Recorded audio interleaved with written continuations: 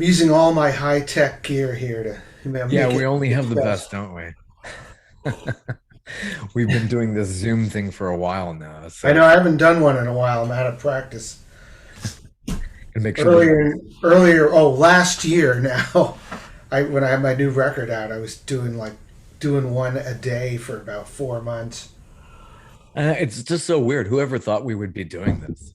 No, I know. I mean, it's cool in some ways. Like I got to do more stuff than if I'd have had to go places, you know. Oh, sure. But Sure. yeah, Zoom. So during lockdown, did you do a lot of writing, composing, or just basically doing these live virtual events? Yeah, I did nothing creative during lockdown. It was not a good time for me. Like everyone, I mean, I played online shows every week, you know. Yeah. I dug into my back catalog and learned tunes by other people and messed with them, but I didn't write a song. I mean, the last song I wrote was uh, February of 2020. I recorded it in March. It was the last thing I recorded for my record. Like the day everything shut down was the day I recorded that song. And Oh, yeah, weird. it was a bad time for being creative for me. I mean, a lot. Some people it was great. Uh, Everyone kind of assumed that I would write a lot of songs, you know, and I just couldn't. I was depressed. I could, you Yeah. know, I was on the couch. There was no input really for, life just became a monotone. Like, writing songs is kind of living, and if I wasn't out there living, there wasn't much. I mean, the funniest thing about the record was this: a lot of the songs kind of had to do with those feelings that everyone was feeling during the lockdown, and that Yeah. kind of Yeah. You could totally placed. relate to it. Yeah, and everyone just assumed I wrote those songs during this whole thing, but I was kind of having my own personal lockdown before that. Just I was just going through stuff, and it just happened to be the stuff everyone else ended up going through, but I was kind of going through it on my own when Yeah. everything Yeah. was normal. So that kind of worked out in that way, but I didn't have much to say beyond what I had just said. So Yeah. anyway, Yeah, so your input was coming, like you're watching TV news and it's like this is, you're watching all the things that are happening in the world and everybody's saying that. So I mean that's probably yeah, it was, and it wasn't even. It was mostly just the situation was not conducive. Also, my wife was home, working from home, and I can't really write songs when other people are listening. oh yeah. I can't.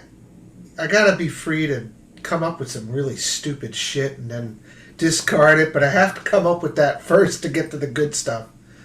And just not feel like I'm performing. If there's one person I know is can hear me, I'm just instantly in performance mode, which is not the same as Sure. creative mode. Those are two totally different parts of the brain. So it was hard for me to just sit here and write tunes. Yeah, basically go into seclusion and making Yeah, sure that nobody could hear this. It's kind of how it is. I do writing and I'm doing video editing and things like that. So it's like right. I don't need anybody else in this room. No, it's too distracting. And also, just knowing someone is here. Like I can't even practice when there's somebody in the house. I want to know that I can sound terrible without anyone hearing it Yeah, until judging. it, yeah. Otherwise, I just will. I'll just lean on that which I can already do. Which doesn't really move you forward in any way. Yeah. So the resulting release is Good People, Yeah. and that project took a little while to come together. How did it took more than just a year or so? It Yeah, seems I mean, it was the no. It took like 3 years. It was, every record I make is usually a 3-year process. Not because it actually takes 3 years of work to make it, but just you work when you're off the road. You know, you got a little time here and there, and I mean, if I was able to take a couple of months off straight and the songs were done, I could just make the record, you know, but it never works out that way. And I ended up making it in like three different cities anyway. So Yeah, that's cool. So, LA, New York, LA, New New York, Orleans. New Orleans. Yeah. I just kind of, while I was traveling, I slipped in some sessions with the musicians I like to play with. So, yeah, you know, it was not, a lot of it is how long it takes to have enough songs to, you know, to make one. So in that case, the oldest of them was probably from 2018 or whatever, 2017, you know. How do you know when the album is finished, as far as how many songs you want to do and how long that album runs? Is there a limit, or it's just like No, you I know? don't know. I mean, I've never made one with more than 12 songs just because I remember when CDs came out, Yeah, showing my you had to fill age. like 80 minutes. Yeah, right. Oh Well, gosh. well, it wasn't that. It was when CDs came out, people started making really long records that had a lot of stuff on them that would have not made the cut had it been a vinyl record, Right. right? They had would have had to choose 10 or 9 or whatever fit on that record. And I started like people I really liked were making these records with 15 songs on them, and still about 10 of them were great. And the other Hmm. five was like shit you would never put on your record, except now you could because it fit. And I was like, I don't Right. ever want to do. I just remember back in the '90s thinking, I'm not gonna Right. just put filler on my record. Although some people might view it as, you know, I'm gonna try to not Sure. put filler on my record just because I can. And even if it's good, usually it's just too long. Like I don't need a 15 song album, maybe Yeah. unless it's live or something like that. So that phenomenon always turned me off. And then like, there's been a couple where I've just, you know, so it's when I've got 10 good ones, there's usually like one or two covers. This new one had three, uh, where I'll take something and totally rework it into something that sounds like me. And Yeah. then I know it's done, you Great know. title track to that too. I like the whole tinge in the arrangement and that. So Oh, you seem to thanks. have some help from your friends on that one as well. Yeah, I mean, yeah, the background singers were a huge part of that. Huge part of that. Levon, who died, we lost. She Right. had cancer. Yeah, she was a huge part of that song. Just like she really made it. She really made the whole record. I mean, she's all over it, and it was because of her that I really started to kind of feature that the call Yeah. and response background singing, and you know, Right. there's a few factors. Like I always had the background singers, and it always was kind of under rehearsed unless there was a longish tour with them. And but then a few things. You know, Trissette, who sings with us, she's from Australia, and she would be coming out here to visit us on a visa, and she'd just live at our house for months at a time. So Yeah. I finally had a captive person to rehearse, to like you just rehearse with until it was beyond good and just like Yeah. this special thing. And my wife was one of them, so she was already here. And Levon just we all became really good friends, and she just would come over, you know. Oh. And so we would just work on stuff even if there was no gig to work on it for. So it became a whole. It moved into a whole nother dimension of you know, of quality, and then it became something I wrote around, you know, like I wrote with Yeah. that with them in mind, you know. That's what this new record has, just a ton of stuff like that.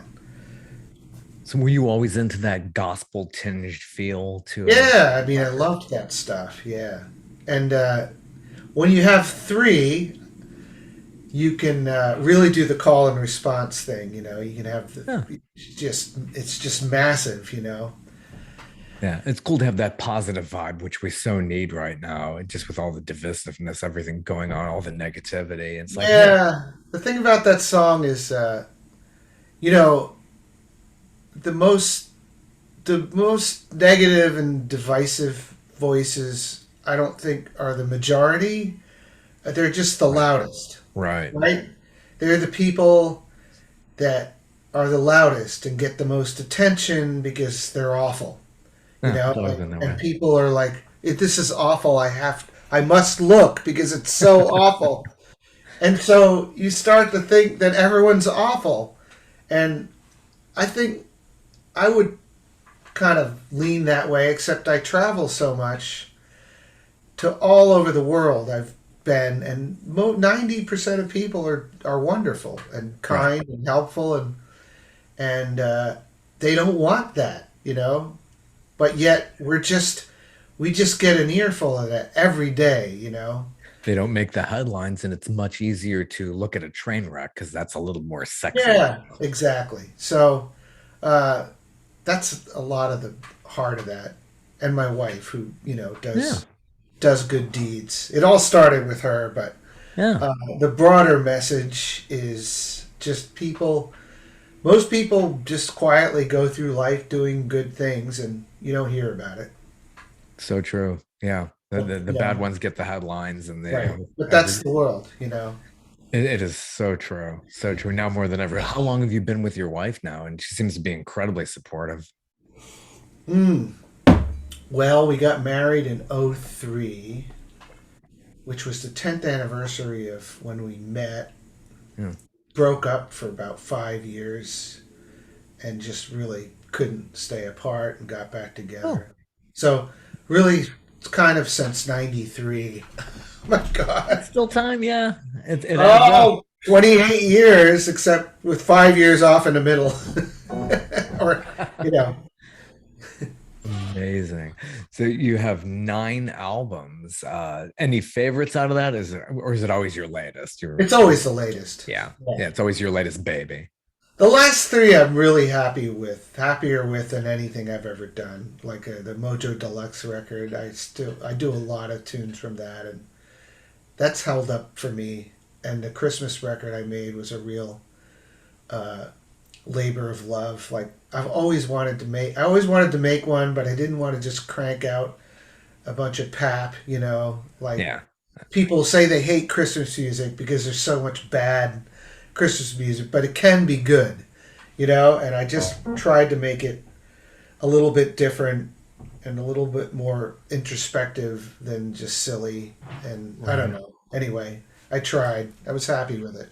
It's so easy to do a cover at Christmas. So many people do that. It's like, Yeah, and then I like wanted. Yeah, the three of those were originals. The rest were covers. But I tried to choose unusual stuff, or if it was usual stuff, I tried to make it really different. But oh yeah, there's three songs that I wrote, and then there's one my wife wrote. oh, Right, cool. it was kind of Christmas adjacent, you Yeah. know, and that ended up being on there. So there was four kind of original, tunes, and then other stuff like I did this Michael Franks tune, which no one does, but it's a really great song. Yeah, you got to do what you love and put your Yeah, own take yeah. on it. Very easy. So, and I did River, the Joni Mitchell tune. Everyone does that, but Everybody does it, yeah. I put a bunch of I put a bunch of jazz chords in it. Yeah, you got definitely with that one, especially put your own spin on it. Yeah, yeah. Because especially something like that, you got to put your spin on it. Otherwise, what's the point? It's like, yeah, that's one of the perfect of all time. It's like, it's kind of like yesterday. I mean, like, how many Right, people right. covered that thing? About a zillion. Yeah, and yeah, tons of people have done that song. But so I just changed it up, as much as I could. Another good track, My Friends and I. How did that one come about? Oh God, well that was a friend of ours. I mean, that song's probably 4 years old or whatever. So we were kind of all in our me and most of my friends of my age group were all kind of entering our early 50s, which is just that time when, people so one of our friends got cancer at like Oh, 49 or 50. when it starts happening, doesn't it? Yeah. Right, yeah. My cat died, Uh-huh. and a friend of ours committed suicide. This all happened kind of all at once. Mm-hmm. And it was just, so I just needed, it was just a cathartic thing Yeah. to write about. And also just about that time, like, parents are getting much older and, We're losing them. you're losing them. So it was just that. It all just kind of came out. Yeah, so much we could relate to, especially in this pandemic time of total lockdown and Right. Again, that song was depressing. viewed as a pandemic song, right? Which I'm glad that people got something out of it, but it really came before all of that. Well, and some of the covers, one of your favorites, John Fogerty. I saw John Fogerty. What an amazing act. I saw him at the Rock and Roll Hall of Fame opening show back in '95. Right. Before I was in the band. Yeah. Gosh, very, very well done. Good version of that. Out of that entire catalog, why Bad Moon Rising? Well, I think just because I kind of, like, out of the blue came up with this idea of, turning it into like a whole different song. And the other thing about that song is uh, it's a very happy sounding song, with this great hook. You can sing along with that song for a million times before realizing how really dark the lyrics are. Yeah. They're just pretty hopeless and dark. And so I kind of was drawn to doing something musically that matched the kind of nature of the lyric, and just do something. And I played it with him a million times now, and I always loved his songs, and especially since working with him, I wasn't going to try to do it like he does it. You can't Right. top that. So, and it's touchy, being in his band. You don't want to Yeah. just do an imitation of. So I just really tried to take it in a radically different direction. So that song just kind of lended itself to that treatment. Oh yeah, it's Yeah. gonna be and so personal because you played it so many times with the artist. So Yeah. how did he feel about you covering that? And I don't even know if he's heard it. oh really? I Okay. passed the record on, but it's not like we hang out. Yeah, I'd be He like, doesn't listen to stuff you give him. Like yeah, no, it's like it's hard to I don't wanna- explain. Yeah. So I'd feel I don't kind of know. weird like that. Yeah. I don't. Yeah, I don't know if he's ever listened to it or. Nothing bad is. Haven't heard anything bad. So Hey, no news is I'm good news. I'm content to leave it at that. Also, and a very early Fleetwood Mac song. So you must like that period. Is it like the Well, I like that song. I mean, all that was way like I knew in 1980 when I was 14, which is really about the time I even discovered rock and roll at all. Like I wanted to play classical. I was like deeply into classical music. oh wow. Anyway, there was a live Fleetwood Mac record came out around that time. I probably heard it in '81 or whatever, and it was all the expected, Lindsey Buckingham, the Stevie Nicks era stuff, right? Oh yeah. And then that song, which was totally unlike all the other ones, and I loved all the other ones, but I heard that, and I was, what is this song? I had no idea what it was. It was from a totally different, the blues band Fleetwood Mac era for the '60s, which I totally missed. I didn't know anything about that, and so all my life, and then eventually I learned what that was about and what Peter Green and all that sort of thing. Right. And I always loved that song, and I always thought of it as something that I would never be able to play because it was such a guitar tune, you know. And so finally, I just was like, what if I actually tried to play it on the piano? So I transcribed it. Cool. Yeah. And it lays kind of awkwardly on the piano. It's all this spidery finger shit because, like on a guitar, it's all here, right? But right. on the piano, there's like all kinds of stretching to do. Anyway, I had to turn it into a thing. But I transcribed all that whole essential line, and just one of the great all-time riffs. And the lyrics are amazing. There's very few of them, but but they're amazing. Anyway, that whole thing was from that live record, Yeah, with all the hits, but they bring up. Yeah, because it was the only surviving tune from that era, and like in that live record, it was all, this was probably the Tusk tour or whatever, right? Late 70s, early 80s. Yeah. So it was just, it was just stuff from probably 75 through 80, right? Oh, yeah. There was nothing on that record from previous to that, except for that one song. So, anyway, I love that song. I'm so glad. And it's become, by far, the most popular thing off that record. It's gotten a ton of airplay on Sirius XM, and it gets the most Shazams. It gets the most. Yeah. Do you really pay attention to that kind of stuff? The numbers you get, or is it just like, hey, I just put it out there? I'm not really. Yeah. I never used to look, but now there's an app where I can easily check my numbers. So I check my numbers from time to time. I mean, I had a radio promoter working on stuff, and a lot of airplay now is they'll play your tune, and if it gets they check the numbers. Like if it gets a lot of Shazams. Cool. They'll keep playing it, right? Because that shows concrete interest that they can track. Right. It used to be kind of people would call in or whatever, but now people Shazam, right? They're like, what is this tune? And they'll check the Shazams from when they played the tune and base further airplay on that, So that one got a lot. That's why. Very, very cool. Who else has inspired you growing up besides Fleetwood Mac? In the Gen X era. I mean, Billy Joel, of course. Grew up in New Jersey, right? Wow.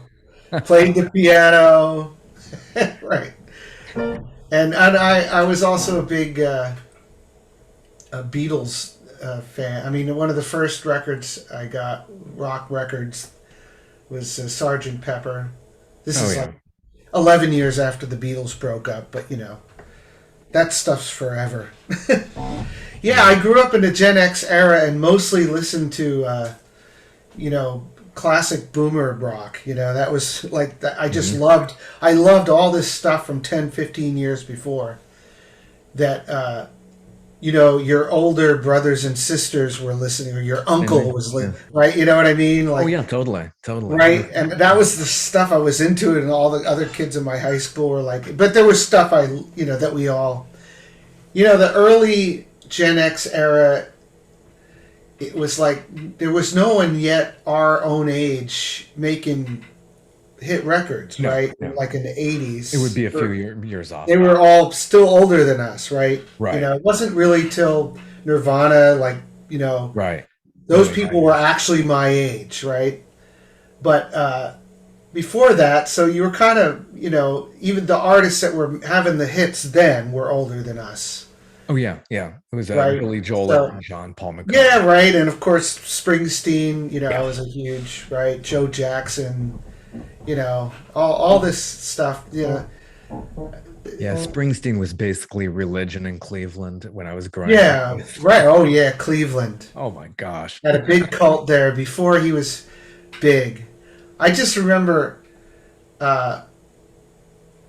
like he was obviously a popular artist, but he still felt like a cult artist up until Born in the USA, when it really exploded. Oh, I never So, thought it would go that far, but I was just shocked when I first heard that. And the yeah, station WMMS played the entire album like a day before it was released. right, What is this? It was incredible. It went way big. right. But before that, we still felt like he was ours. You know what I Oh mean? yeah, Like right, it wasn't like every kid in school was into Springsteen. It was like certain kinds of weird outsider kids like right, me and my friends were into Spring. Like I had this girl, this friend. She was 3 years older than me, so she was a little bit more aware of the late '70s than I was, and I didn't know anything about Springsteen. This would have been '81 or something like that when right, The River was a new record, right? right. And she gave me all her Springsteen albums and the bootleg of it was the Winterland Wow. '77 bootleg, right? That was a right. Huge Every one. so she had one, yeah, on vinyl, right? It's like a two record, Yeah, it's huge. hand printed, right? That was so she gave me those. She's like, you can have these for a week. You got to give them back. And so that's when I had full immersion. I was like, oh my god, and I sat in my room and just listened to those records over and over again. And Yeah, that's really cool. Were you already into piano? Did you take lessons growing yeah, up? yeah, I had classical. That's why I wanted to play classical music. I was being trained for it. Oh, wow. Just like Billy Joel, and who was Yeah, very exactly. That was what I liked about Billy Joel. I was like, okay, I could tell this guy played classical music, and he just applied it to. But there's song. But I loved the idea of songs and communicating with people that way, and the energy of rock and roll. Just the whole thing appealed to me. Uh, but before that, I was yeah. I played the piano when I was 16. Anyway, yeah, I was. I really had very little awareness of pop culture up until about that time. I was an only child. I read a lot. I didn't have any friends really until high school. I was just a Oh, super nerd, but I didn't mind. Like I played classical piano and composed these little classical pieces when I was like 11, 12, 13 years old. And yeah, so I kind of came to everything backwards. Like I didn't really appreciate a decent three-chord rock and roll song until I was 17 or 18. yeah, yeah. You Like really get into it. that's why I loved Sergeant Pepper, right? Because it was, Yeah. I mean, it was all over the map musically, which I love. I love diversity, but it all hung together, right? Like Oh, every yeah. track was completely different, and there was a lot going on musically. Like the Beatles, were totally untrained musicians, but yet still were able to access all of this kind of sophisticated stuff just by chance or ear or whatever, however they came up with it. And coming from my background, it kept me interested. Oh yeah, and it's amazing how I remember first discovering the Beatles. I knew about Wings a little bit before. It was kind of like at the same time. I didn't know the same guy who was in Wings was also in the Beatles. It was like in our generation, Right? Yeah. all at the same time. But I Yeah. was amazed between my sister, who's about 7 years older than me, was got the Red album, that Yeah. compilation, and the Blue album, and seeing the comparison, I was like amazed how they were able to reinvent themselves and keep themselves Oh going. yeah, all over a 6 year period. People Yeah, that actually grew up with the Beatles can got that linear experience of every year they changed everything, and amazing. subsequently because they were so influential, changed everything around them. Like you can't underestimate the influence they had, even on people now who don't even know who they are. The way they made records, the way we make records now can be traced back to the way they made records. Hmm. Yeah, best band For ever. them, making a record was capturing a performance. You went in, you played live. You might have overdubbed a couple of things, but using the studio as an instrument, using going beyond what a live band could actually play and making records as we know them. It was they kind of started that. Yeah. What was did you start going to concerts when you were in high school and beyond? Yeah, yeah, concerts. Yeah. Did you see Billy Uh, Joel live like at Madison yeah, Square? Madison Square Garden, '84, the day I graduated high school. Yeah, I saw him on that tour as well. I Yeah. went to that. It was the last day of the Innocent Man tour. Yeah. Yeah. Madison Square Garden. That was the first one. Yeah, he was in the zeitgeist at that point. I mean, he was Yeah, just yeah, uber popular with the energy. The band was just probably the best. I'd seen him maybe 7, 8 times, but yeah. Me too. Yeah, incredible. yeah. It was that was the first time, and that was like, yeah, it was peak. You know, not quite his peak piano playing. It was post motorcycle accident where he Yeah, I never remember quite the played. thumb. Yeah, with the thumb, right? Yeah, with the wrapped up thumb. I remember Yeah, that long before thing. that, Yeah, I had that. I had the DVD of the DVD. I had the VHS tape of Live from Long Long Island, Island, right? right? I remember that. Which was, I guess, that was '82, right? Right. And I watched that over and over and over and over again. My girlfriend worked at a pizza joint, and she'd come home. She'd come over after work, and we'd watch it. You know? Yeah. Them drinking the wine on stage. That's what Yeah, I'm talking yeah, about. the whole thing, right? I love It that. was. Yeah. It was just like if you're from where we were from. It was Oh just yeah. you know. You get it. You So get it. yeah, so you know, that was my first kind of exposure, and I just remember that being inspiring to me because I was like, he's not cool, right? He's like getting by on talent alone. You know what I Right. mean? And I'm like, I could do this. I could go up and play in front of people like that. I don't have to be cool. Right. I'm sure Right. he doesn't want to, didn't want to hear that. But but that was my takeaway. Oh yeah, not the coolest. No, he didn't have the coolness, but it was like, oh, he's with a He supermodel. played What could you? piano. I was like, I play piano. I could. Yeah. Anyway, Very cool. So flash forward, you were a huge Beatles fan, and you got to work with Ringo Starr. So how did I that all? did get to work with Ringo Starr. Oh well, this guy Bruce Sugar, who he's an engineer, and he engineered one of my records, so I knew him from that. And he just calls me up out of the blue. I was in the middle of this horrible sound check at this venue, and the sound guy was really incompetent. And it was a show with a bunch of kids, right? And the kids were talented, but they didn't know how to. They didn't have mic technique. They didn't know how. They needed somebody who knew what they were doing to be running things. You know what I mean? They Oh weren't yeah. like seasoned pros who could adjust. So it was this non-ending sound check in which nothing.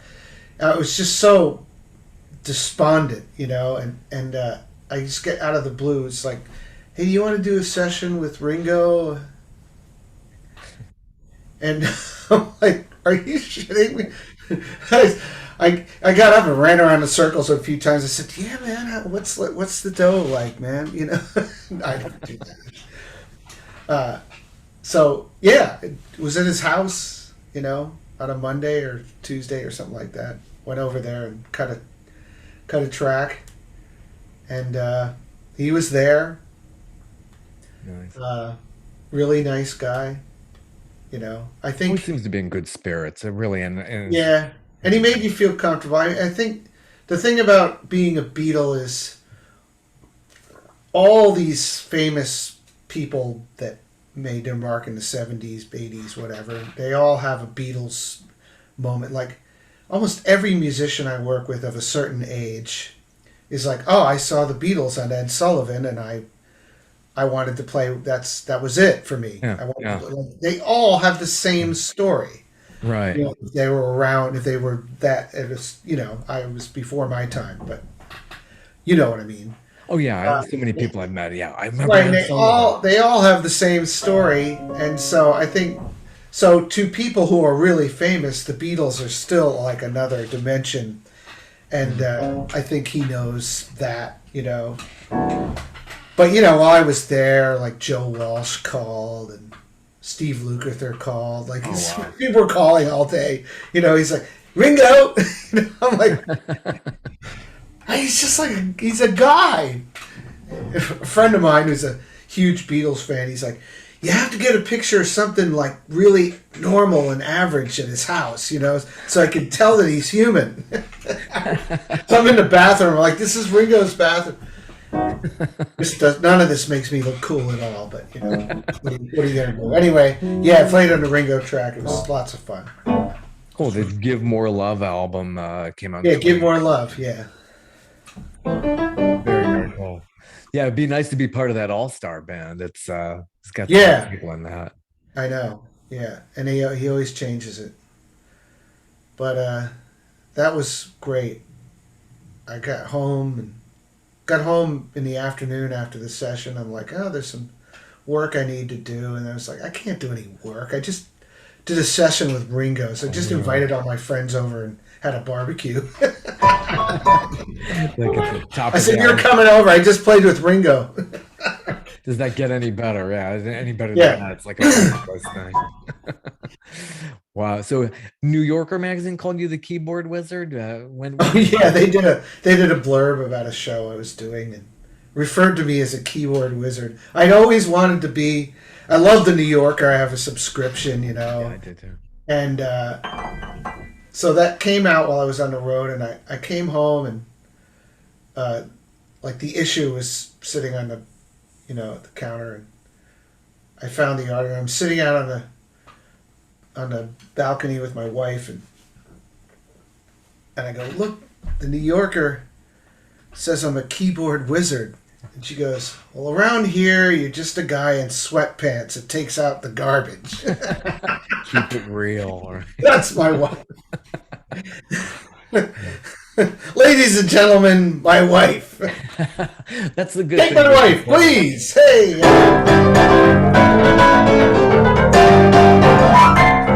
Sorry. I find it easier to talk if I'm sitting at a piano. Oh, I don't have so to cool, keep playing it. But I used to. I mean, getting on stage was I was like very painfully shy and socially awkward, and but I was never afraid to be on stage. Yeah.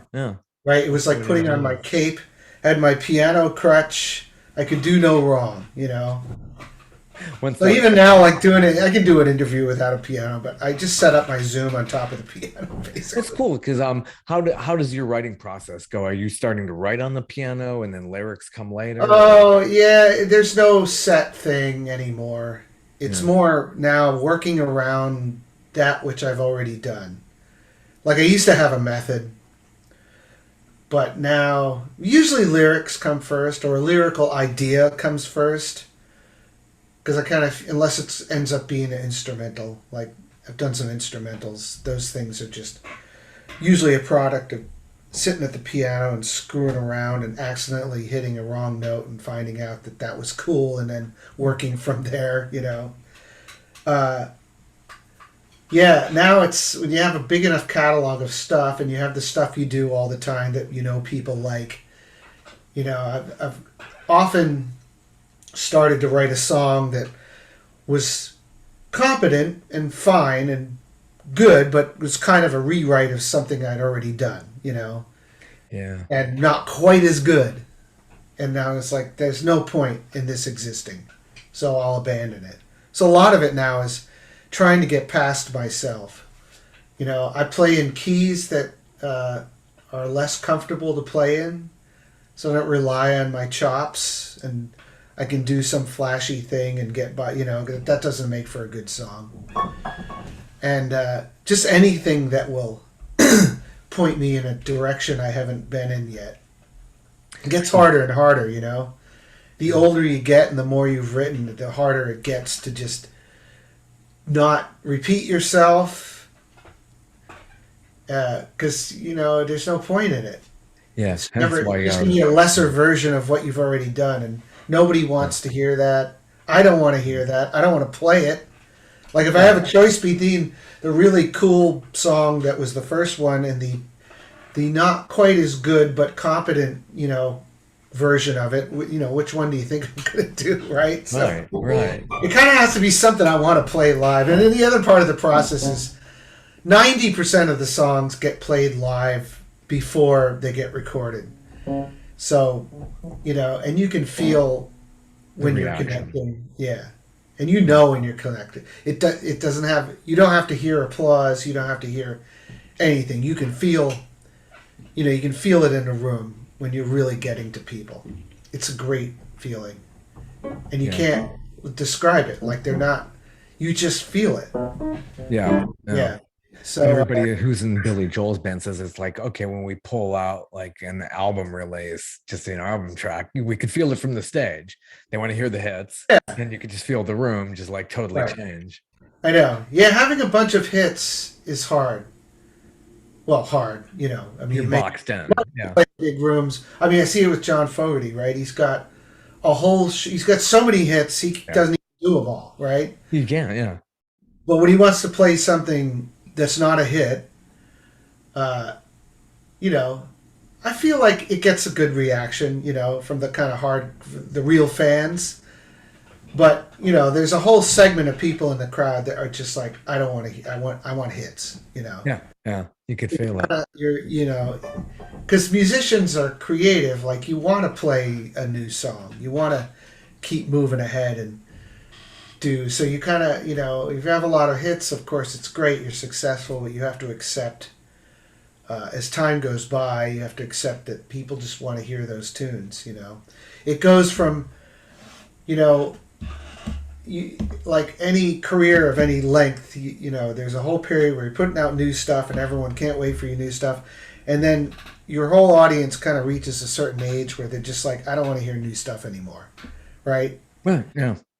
That's how it is with the biggest thing I obviously haven't had any hits, but I've been around a long time. And during a pandemic, I was doing these shows online every week, and there's the stuff I actively play live, and I was like, I can't just keep doing that every week. So I'm asking, I had a kind of really hardcore group of people who watched every week, real fans. A lot of them had been like listening to me since the 90s, right? Sure. I mean, people I've met now in their 20s or whatever, and they're like, oh, my parents listened to you when I was a kid. I know all your songs. I'm like, oh, God. Jesus. That's got to feel weird. Wrong. So wrong. So you're 30 now. That doesn't know. This shouldn't be happening. These are like 20. We have a Celeste who sings with us. She's like 25, I guess 20. Oh my gosh, yeah. 97. I'm like, every time I book a plane ticket for her for a tour date, I'm like, and put her birthday down. I'm like, no, that weird. People weren't born in 97. I know. It's like, oh my gosh, I remember where I was. A while before I accepted.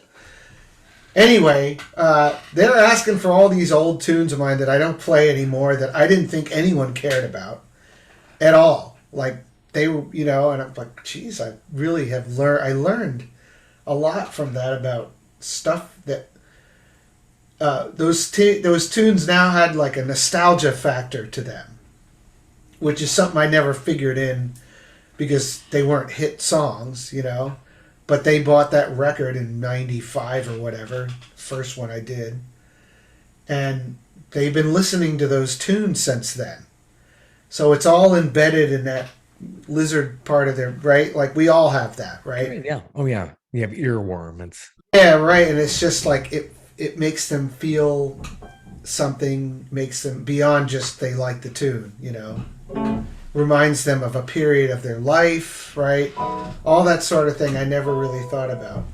Can you do a little snippet from the 2018 song about the Grinch?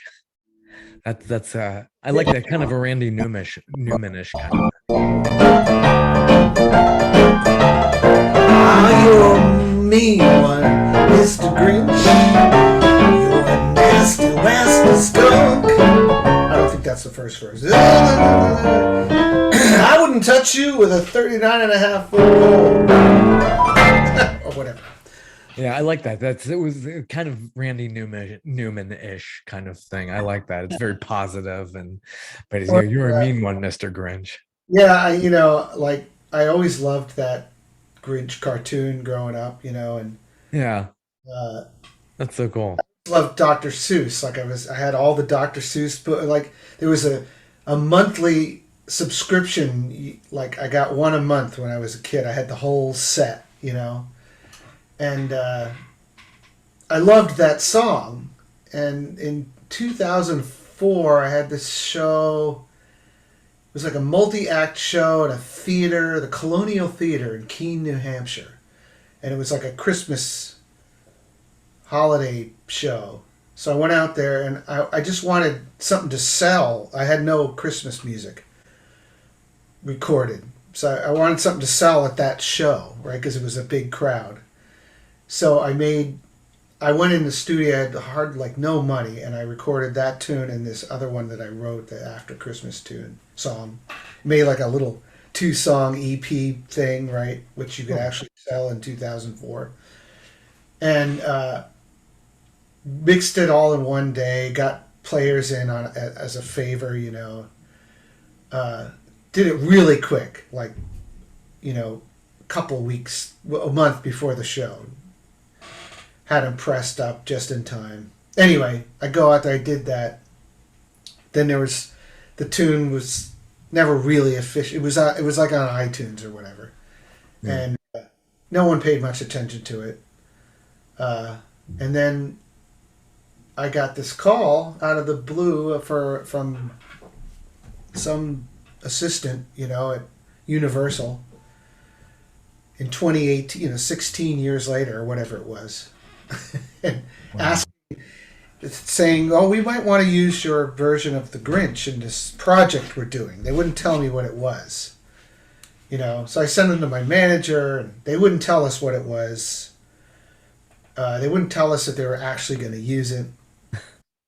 They wanted stems, right? So I had like stems are the individual tracks, like the drum track, the Oh, piano.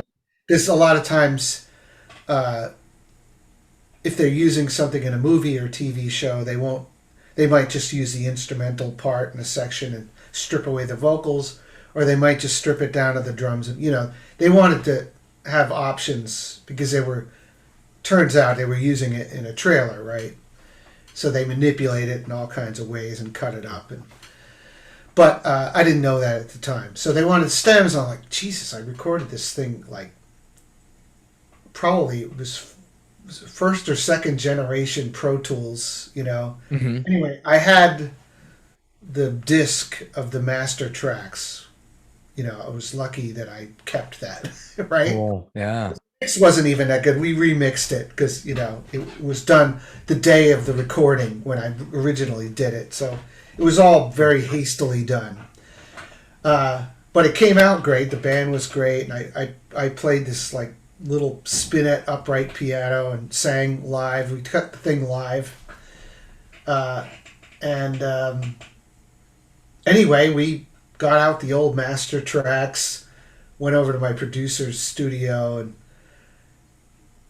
engineers like, all right, we're going to open this up, but there's a 50% chance that it won't work, because it's so old, right? Oh But it gosh. worked, because it wasn't tape; it was like early digital. Yeah, your files and dealing with that. Yeah, I'm sure. Pro Tools, which is the digital computer-based thing we all record with now, I mean, it was only about that time that it became kind of universal. Maybe 2001, 2000. I remember doing the sessions in around 2000, 2001, and people were starting to use it. But you always hired a specialist.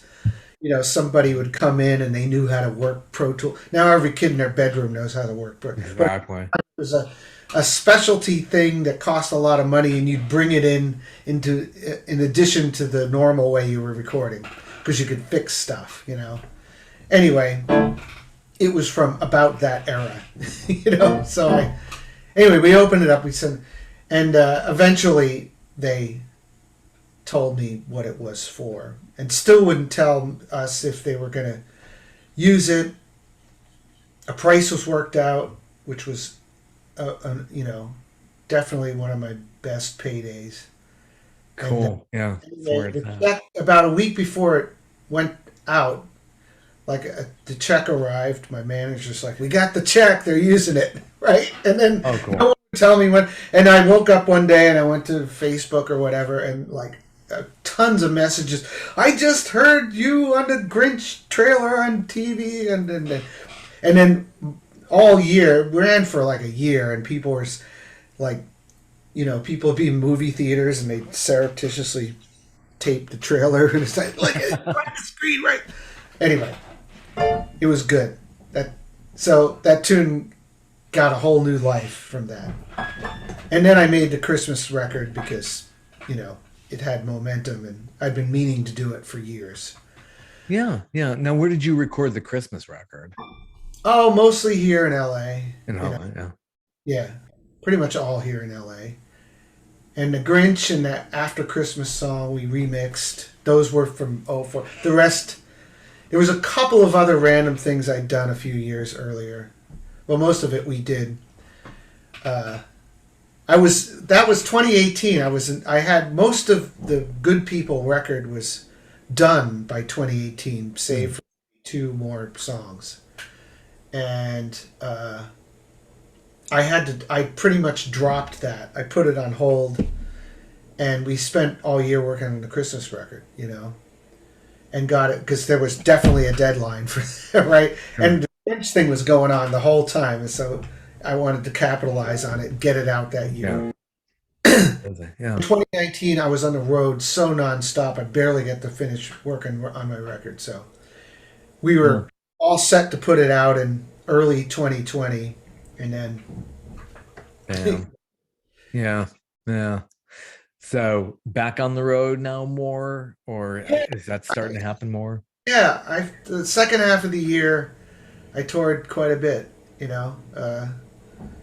July and August there was a smattering of Fogerty dates, and then most of September I had solo touring with my band, all like Northeast makeup dates, and yeah, I went back and forth between my tour and Fogerty tour, and I worked pretty much nonstop A lot through of touring. December. Yeah, so there's stuff coming up this year. Awesome. January Yeah. is tradition, but Nice. no. You got like four touring bands? Is that Oh still yeah, I have really have three. Yeah, four. Yeah, I haven't been to Australia in a while, but I have a great band there. oh cool. I have my Europe band, I have my New York band, and my LA band. So depending on where I am, and it was originally a money thing. Still is, right? It's very Sure. expensive to take a band on the That's road. where you But make the money. now I love all these bands. Like I would even if I could probably eke out always taking one band somewhere, but I kind of like the different. They all have a slightly different approach to it. In the New York band, I've always included on a record. On some tunes, just because it's a different band. Yeah. Anyway, yeah. So I've got some. They all know my show inside and out. It's Nice. not a Nice. pickup band or anything like that. It's You got just four different sets of Malonettes, backing singers. the Malonettes are just Malonettes. only one set. There's subs from time to time, but no, it's always that they go with. Yeah, Sure, sure. That's you have always understudies ready to people to. that's the other thing too. Is uh, if I have players that I don't have to fly around from here, then it's more affordable to have the background singers because once you have the background singers, you're talking about a seven-piece band, and that's a lot Hmm, of right. But if the sure. rhythm section is there already, it makes it possible for me to have the bigger band basically. Is there a lot of equipment for you to set up with and to move around on tours? How much do you have? Usually we use backline, that either the band brings their stuff. I always try to go for venues that have real pianos, and I, bring my pickups and put them in there and use the piano. I Mhm. really travel with gear. The Fogerty thing, we have all this gear, but it goes in trucks and there's a crew, and that's a It whole is. different world of money. Yeah, people don't realize how many people are behind the scenes making the magic happen. Oh yeah, like those guys do the real work. Oh, Like we show up for sound check at 3 or whatever, and they've been there since 6 a.m. setting up stuff. Right? building Get stages on a and shit. bus and they go overnight on the Yeah, bus. Yeah, they work hard, very hard. They love it. I'm like, why do you do this? But they love the life. It's like the circus. it is. I It mean, is. it's for us too. I mean, it's hard enough traveling just as a musician and not having to do all that, gear schlepping. Yep. Oh, Yep. I It is a schlep. That's the key word put there. in, decades of schlepping gear and playing the gig. It's so true. It's not like I never did it, but now I'm like, I really just, if I have to lift any piece of gear, I get really cranky. You've earned paid the dues. I'm 55, come on, Yeah. I'm moving gear. So true. You come here to Atlanta, play at Eddie's Attic. Have you been here before? I played Eddie's Attic a bunch of times. Yeah, I'm playing Atlanta I'm doing Eddie Owens Presents. Oh, up here on the road. I'm near Yeah, Duluth. yeah. And that's in April, March, April. Yeah, April, I think 3rd. It's a Sunday. Anyway, Awesome. Keep that I'm on the doing, calendar. put it on your calendar. Yeah, it's downtown Duluth. It's we're about 40 minutes north of Atlanta. Yeah, it's a music school. Yeah. Yeah. Yeah, I think I'm going to do a workshop too. Oh, cool. That's very nice. Yeah, yeah, I'm really looking forward to it. But yeah, Eddie's Attic I played quite a bit when he was there. Yeah, and he did Yeah, it. the 3rd, March, March? Oh, in March, No, no, April 3rd. April. Yeah. Okay, that was a really long Week. process for me to give that date out. Tell the people. Well, April cool. 3rd, Eddie Owens presents Duluth, Georgia. Sweet. You like it there. Awesome. Well, it's been great speaking with you. I really enjoyed hearing your keyboard and just yeah, keep on touring. Hopefully more dates and things won't get canceled and I know, yeah, it's still weird, but hope for me. It's happening. I don't have anything going on right now, so yeah, I think the really, variants are getting weaker and hopefully this will somewhat, yeah, it's going to be more like the flu, I think, be part of our lives. So that's hopefully won't yeah. have to go to lockdown. I got my fingers crossed. Cool. Well, great hearing from you. Yeah, thanks for having me on. Take care. Have a good one. All right, I'll see you later. Bye bye.